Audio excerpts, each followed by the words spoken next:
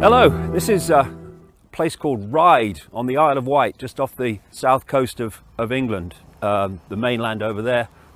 And one of the things that I've heard said over many years about me and what I do is that I do it all for the money, and that I make millions of pounds a year. I think it was 5 million, someone said, and they said they knew that. Oh, really? I wish I did.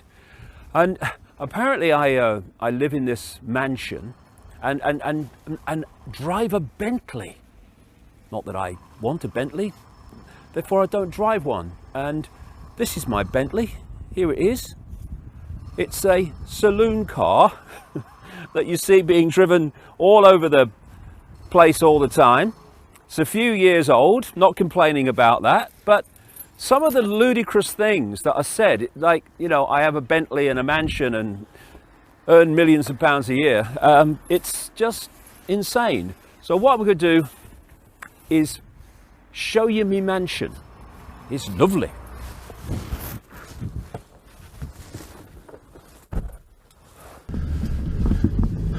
Not only is my mansion lovely, it's so big, and it's got electric gates, so people can't get in unless I open the electric gates. You know, I know all this is a fact because I've read it in a few places, and a few things have you know, gone around about all this bloody nonsense. So come and see me mansion. I've put the butler on alert, so he'll be ready to talk to us and get us a cocktail.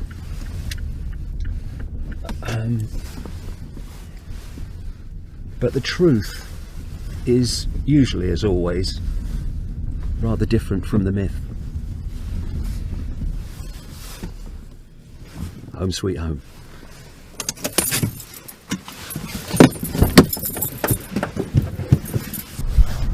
Here it is, my mansion with its pillars. Oh, it's so select. And people say, oh, look at that big house he lives in on the Isle of Wight. But what they don't mention is a little nicety. This, it's a block of flats. And I only live in one of them. And if my flat was any smaller, it'd be home for rabbits. Let me show you around, won't take long.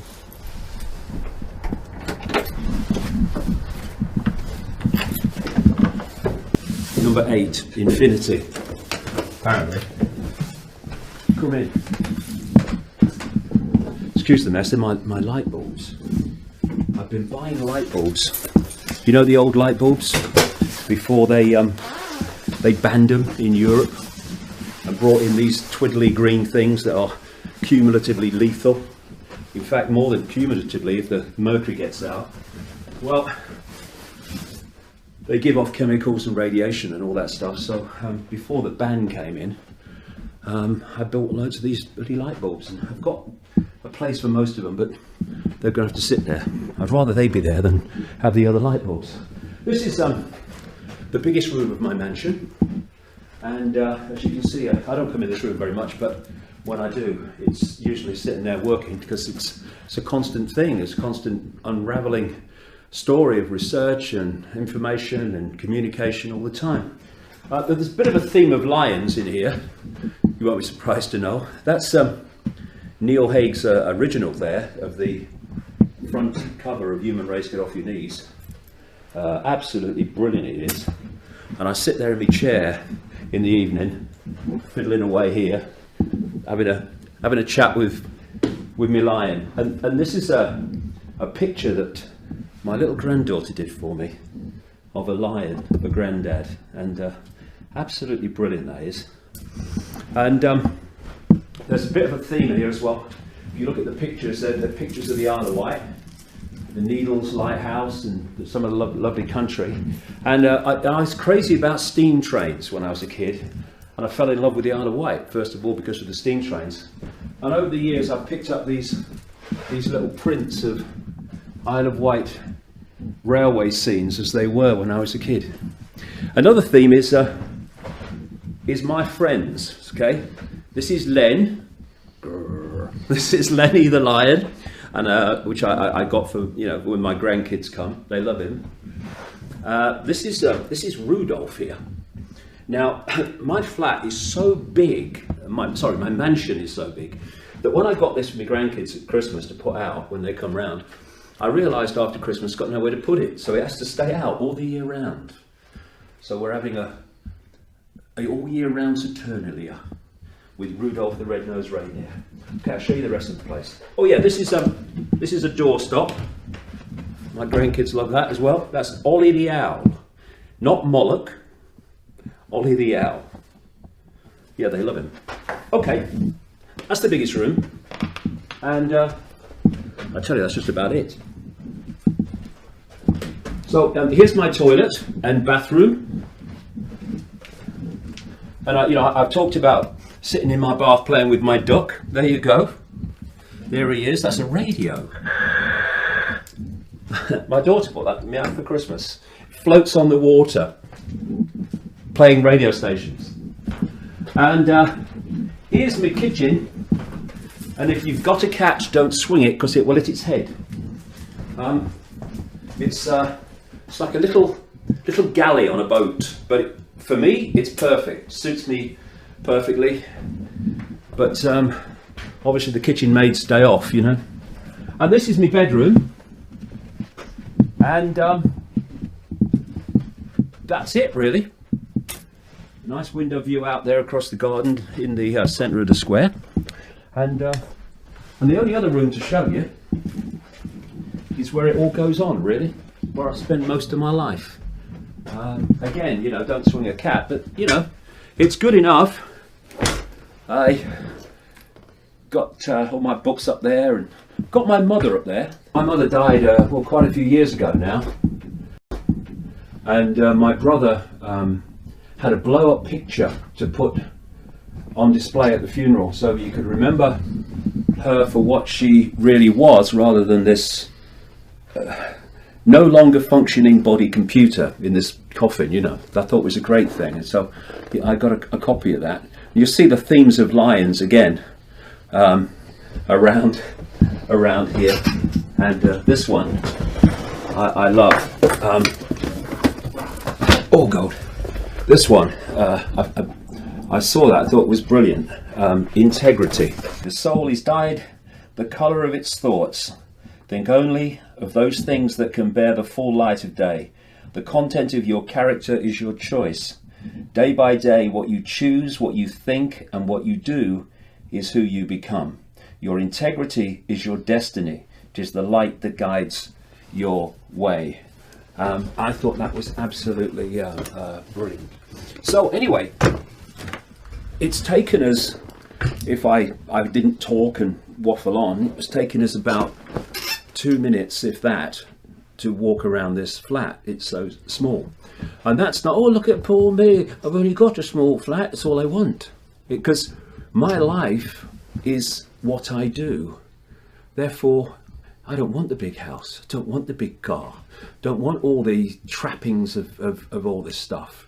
Because it's a strange thing that the world is such that people, a lot of people, find it very difficult to accept or believe that anyone would literally dedicate their life to a cause and work at it 7 days a week, sometimes, you know, 12, 15 hours, sometimes, often when I'm writing a book,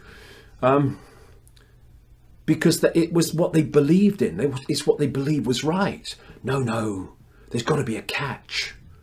He's got to be doing it for the money. He must be making millions. He lives in a big mansion. Someone told me. Electric gates. Ooh, the Bentley. Yes, that's why he's doing it. No.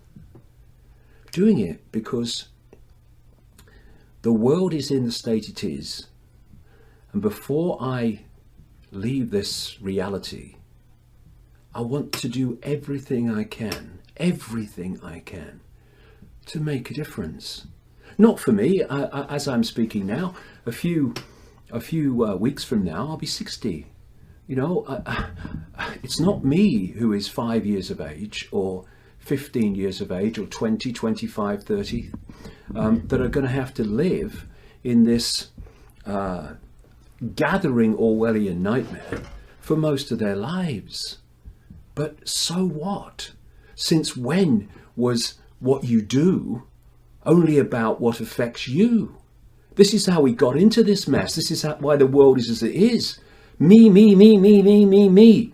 What's in it for me, me, me, me, me? And am I going to stand up for justice? Whoa, is the injustice against me? No. Well, no, I'm busy that day. I'm just trying to make a difference. Not become a millionaire. What am I going to spend it on? I mean, look at the size of the flat. I've lived here now for what, 10, 11, 12 years. Why would I do that if it was about making money? What would be the point? And given the fact that I am going to be doing this as I'm doing it now, in terms of effort, for the rest of this sojourn in this reality, until I drop, what am I going to do with it anyway, if it was there? Because I ain't going to retire and go on Mediterranean cruises and all this stuff. You know, the situation we're in needs focus, total focus, for what's left of my life in this reality anyway. So to those people who can't understand or appreciate that there are some who don't do it because of what they get back. The satisfaction comes from making a difference. That's what you get back. And the mansion doesn't exist, nor does the Bentley, and all this other crap. And if people would just spend more time making their contribution to what's happening in the world, instead of trying to undermine those who are trying to do that, the world would be a better place, and this control system will be coming down a lot quicker than if they don't. Over the years, there have been periods like when those early periods when I was earning nothing and just existing on what I'd earned from television, which, you know, was not that much, funnily enough. And then there were periods when it was, you know, just hanging on. And then there was another period around 2005 onwards when someone put the rights to my books in their own name in America, and I had to go through the federal courts to get back what I already owned. And that was a financial nightmare as well. But through those periods, you keep going. Because you believe in what you're doing, you keep going, and somehow you get through the other side. But then when you've done that, for people to say you're doing it for the money is just, well, ridiculous. And like I say, it's been a theme all along. And if they only knew how many times we were on the brink, but somehow got through. And why? Because when you're passionate about something, you find a way.